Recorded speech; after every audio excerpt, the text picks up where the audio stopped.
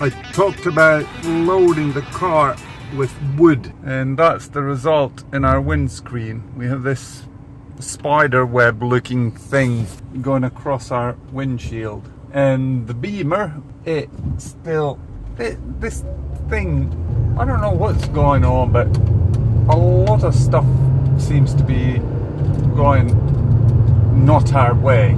The other car has had weird troubles in it, and then I think altogether 3,000 euros worth of trouble in it, and then this glass now that is broken that we need to fix. Did a video for Pähkinärinne Seura. They had Pähkinärinne Day where they had food stalls and stuff like that.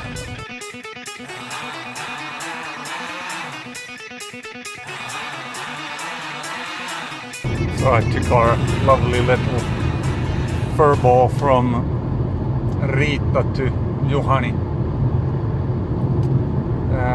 and it seems like my car trouble saga just will not end. Today I took the beamer for its window fix, and they called me that there's some engine with a pulley and a string in it, and this has for some reason been broken, which means that they're gonna order a new part from Sweden, and that'll take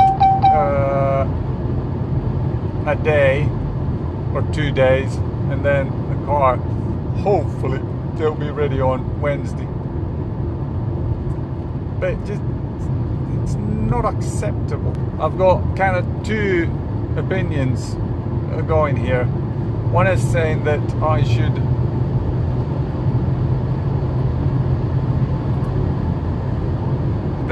keep the beamer, that it's a good German car, and just find a good cheap place to get it fixed, and then what do you call it? Maintain it well and keep it. But I'm saying that go it, be rid of it. It's horribly expensive. What I'm doing now is I'm riding up to Jyväskylä, and it's this 2-lane road. Luckily it's only the last 100 kilometers of this 2-lane road, but it's, well, you can always admire the beautiful scenery that Finland offers during the summer. Somebody said that 10% of Finland is covered in lakes. I mean, the whole of Finland, 10% of that is different bodies of water. And yeah, I'm gonna go to Jyväskylä. There's an apartment, and I'm gonna show it to a lady whose name is Terhi, just as my wife's, and what do you call it? She's gonna, let's see if I can pass this guy.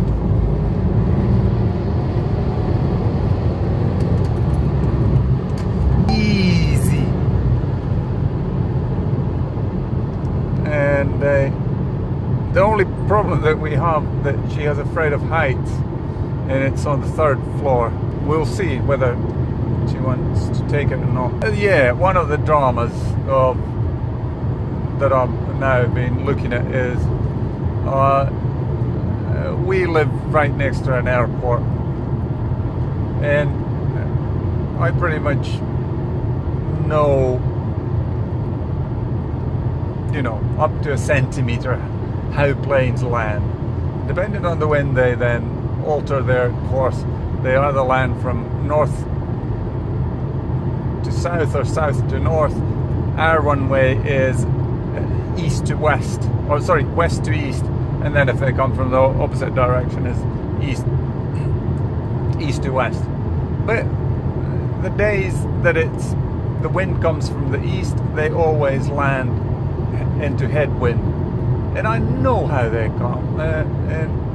But me knowing this, I was stupid enough to go and film them landing.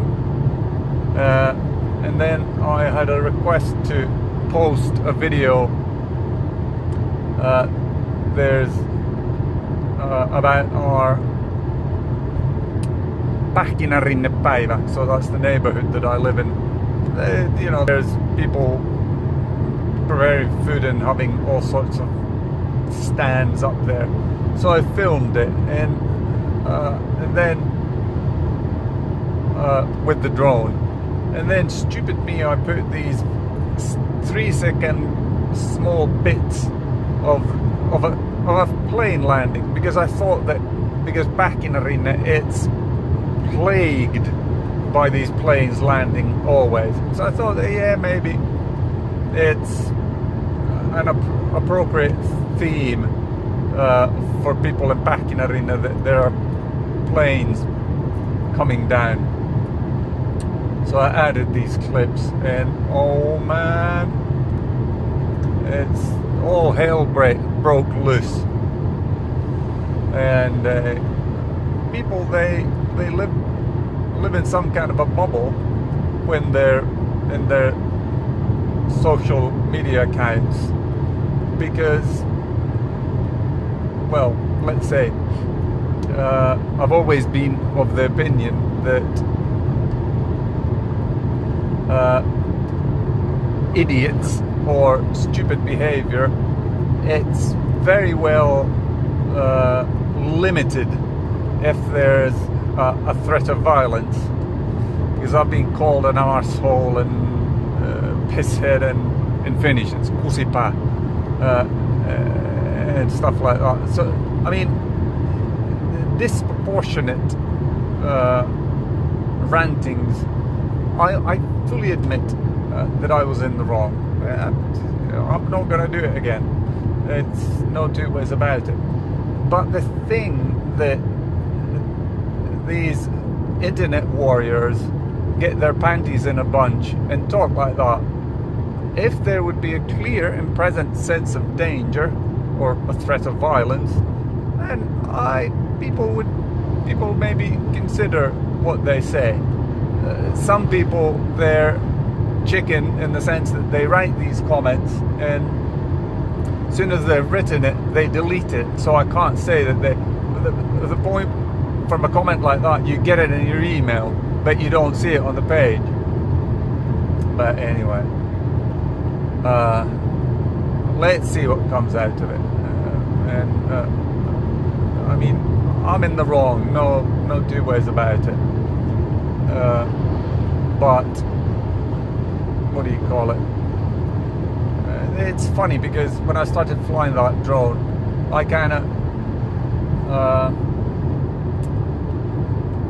I was under the impression that, I think DJI has it in some countries, but there are restricted zones, and which just you can't fly in those zones. Let's see if this is better. Yeah. So it prevents you from actually taking off in restricted zones. And for some reason I was under the impression that these apply in Finland also. But apparently not. And I actually need to go online to see what the restricted zones are before flying. So this is the only what do you call it? It lets off for these short bits of the road where there's 2 lanes. So if there's a slow moving truck, then you can move past it without. You can pass it without driving on the opposing lane. So it's better than they used to be. This hasn't been always like this. I'm gonna take the drone now, and I'm gonna take a video of a building. So basically, I have bought the drone for the company, and now this is actual commercial, or I mean, it's not. But we're using it for a company purpose. That's the whole point of the drone, was that we're buying apartments, and for the apartments, it's standard nowadays in Finland to have a video about them. So this is what I'm doing now, and looking at the map, it's on a quite beautiful spot. It's a beachside property, but I'll give you a glimpse of it when I get there.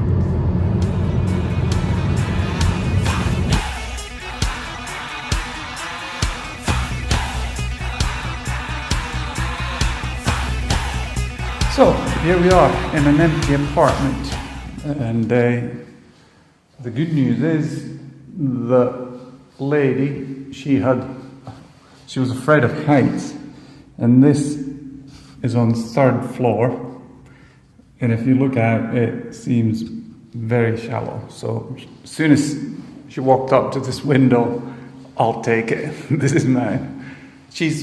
I think she's native to Jyväskylä. She likes the area. She knows how things are.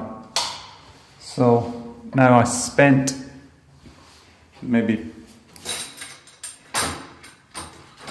20 minutes setting up, and then I took pictures 15 minutes, and just to kind of clearly indicate that this apartment, when being rented, was in a good shape. So if there's any disputes, then we can.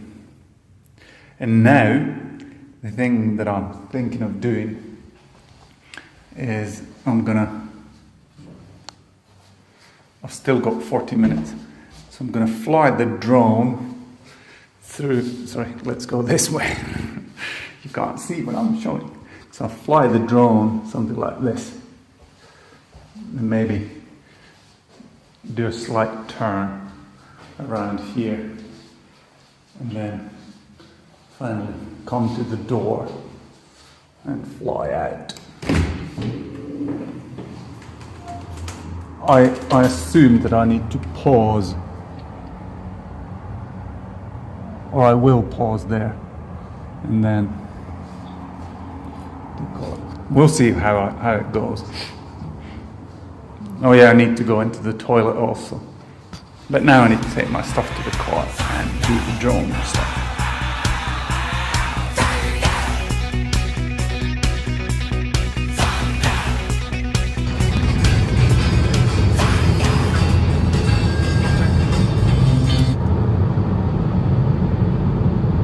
Oh man, this is arse-numbing. The Beamer, it just swallows kilometers compared to this Volvo. The seat isn't half as comfortable. My arse is numb. And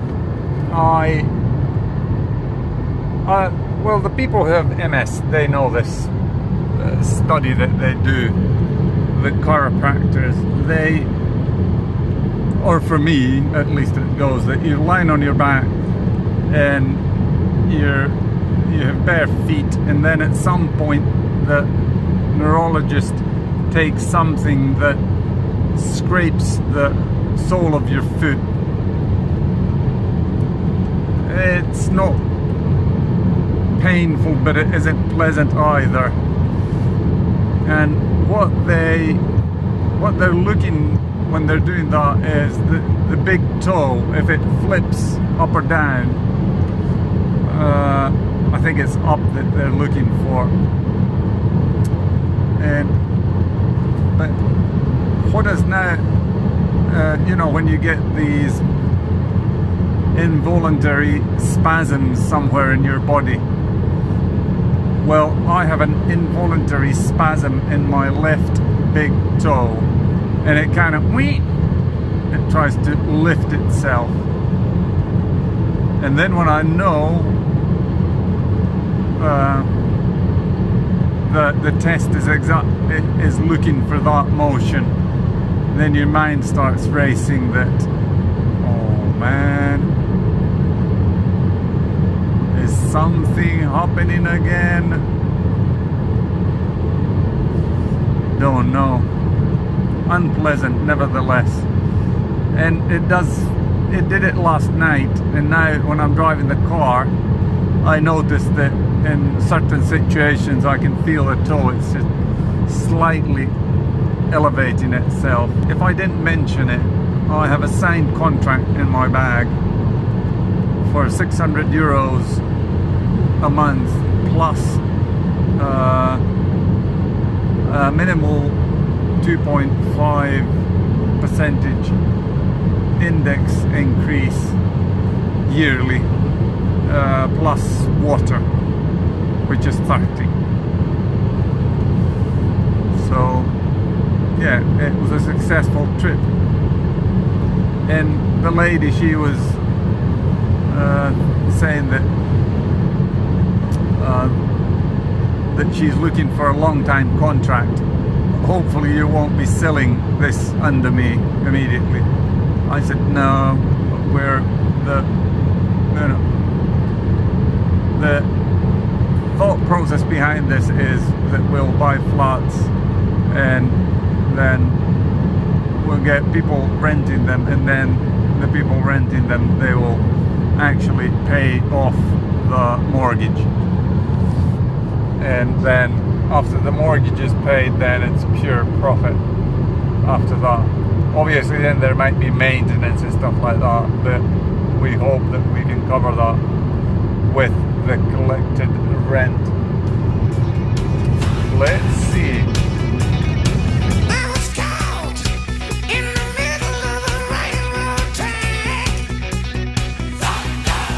There we are in Kila, for all the places,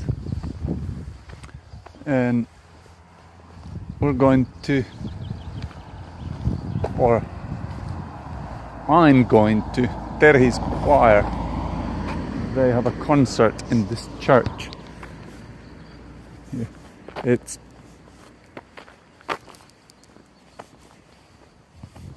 built 1814. It's been renovated 1914, and then on the opposite edge there's a sign saying that it's just a year 2014. So maybe they do stuff to it every 100 years. It's a low maintenance building. But yeah, it's a quaint little town. Never visited it until now. It's off of Lahdentie. There's a road going to Porvoo, and it's off of that. Let's go and see.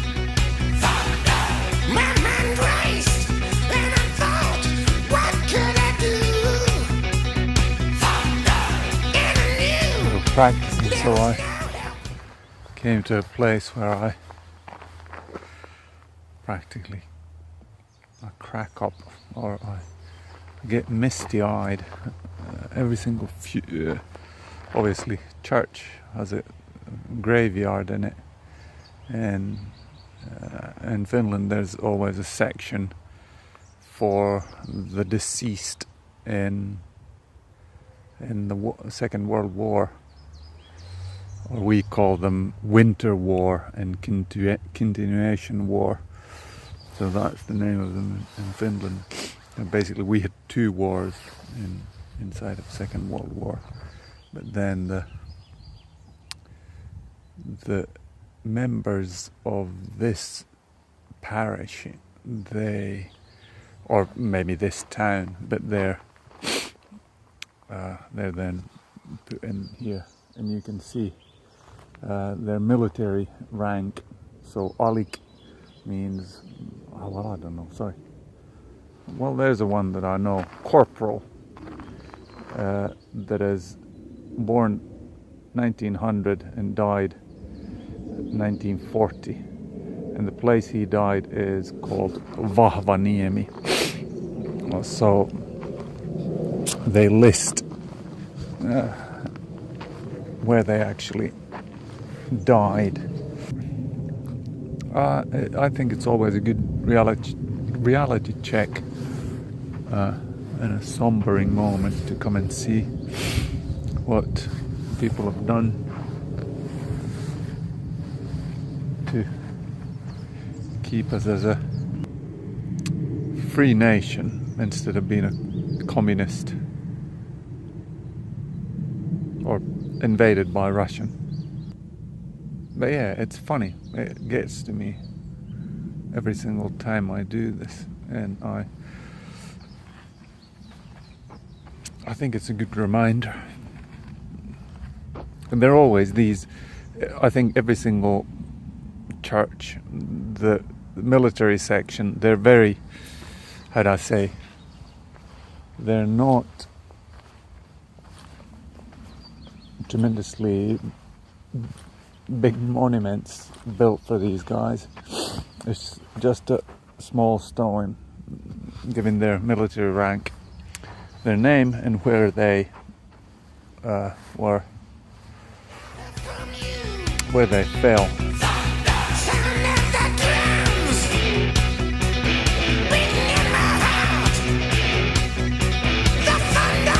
So today I had my very first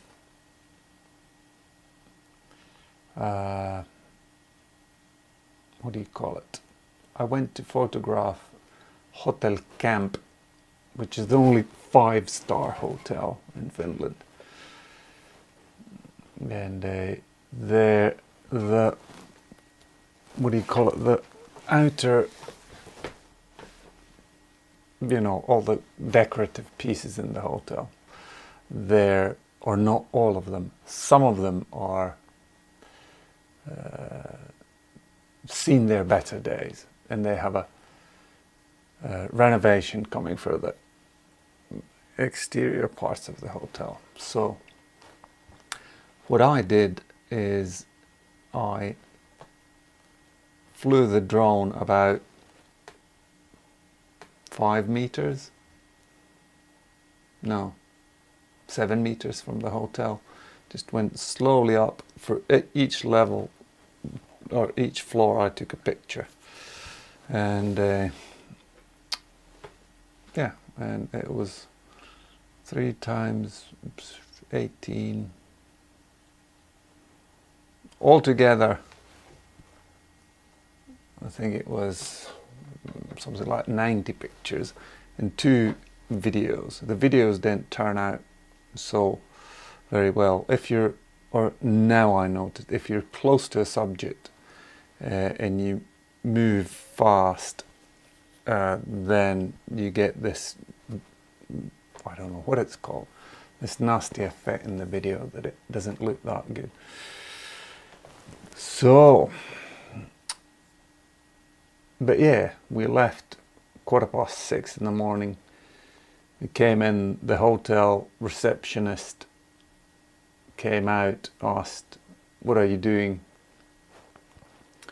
And I had this architect guy with me, and he then went and talked, and I just, you know,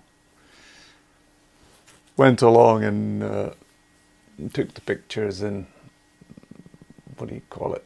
I had my computer with me, so I did the first, because it's 2 sides to the hotel. I did the first one, and then I went in with the guy into his car, open up everything and check the images. Is the quality good enough? Yeah, it's good enough. Let's continue. And yeah, it was quick. I was home just after 8, so it was under 2 hours that the whole thing lasted. And yeah, very nice. And let's see what comes out of it. I'm now uploading them to Google Drive, and then he can pick them up from there, and then that's it, done.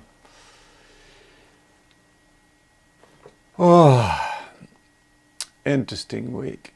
The police have not contacted me because now this drone footage, we were actually talking about it when we were driving back, and this guy that I was taking the pictures with, he was the guy that actually kind of asked that it would be nice if you take the video from there. He then asked about this video and asked what about the plane. It wasn't at the same time. I said no, it was a different time that it was taken. And then we were talking about whether police were involved, and one of his comments was that from your videos it doesn't require a lot of police work to find out where you live. Well, there's my name, so that will also give people a clue who I am. But anyway, now there was Koivisto, our president, died, and there was 2 drone pilots who got their drones confiscated because they were flying over crowds. And this camp that I was now photographing, it's near a no-fly zone in Helsinki.